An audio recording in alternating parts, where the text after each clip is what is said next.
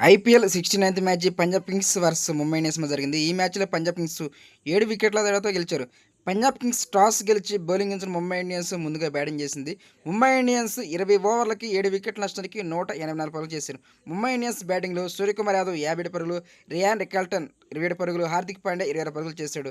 Punjab Kings బౌలింగ్‌లో హర్షదీప్ సింగ్ 2 వికెట్లు, macro Johnson 2 వికెట్లు, విజయ్ శంకర్ 2 వికెట్లు తీసుకున్నాడు. అనంతరం బ్యాటింగ్ చేసిన పంజాబ్ కింగ్స్ 18.3 ఓవర్లకి 3 వికెట్లు నష్టపోయి 108 పరుగులు చేశారు. పంజాబ్ కింగ్స్ బ్యాటింగ్‌లో జోస్ ఇంగ్లీష్ 73 పరుగులు, పీయూష్ ఆర్య 62 పరుగులు, శ్రేయస్ అయ్యర్ 26 పరుగులు చేశాడు. ముంబై ఇండియన్స్ బౌలింగ్‌లో మిచెల్ శాంట్నర్ 2 వికెట్లు, బుమ్రా 1 వికెట్ తీసుకున్నాడు. ఈ మ్యాచ్‌లో పంజాబ్ కింగ్స్ 7 వికెట్ల తేడాతో గెలిచారు. Man of the match Jos Inglis అందుకున్నాడు. 42 బాళ్ళకి 73 పరుగులు అయితే చేశారు. ఈ విజయంతో పంజాబ్ కింగ్స్ టేబుల్‌లో ఫస్ట్ పొజిషన్ ఉంది. ముంబై ఇండియన్స్ టేబుల్‌లో ఫోర్త్ పొజిషన్‌లో ఉంది. పంజాబ్ కింగ్స్ ప్లే ఆఫ్‌కి అర్హతను సాధించింది. పంజాబ్ కింగ్స్ క్వాలిఫైర్ 1 ఆర్సీబీతో అయితే ఆడాలి.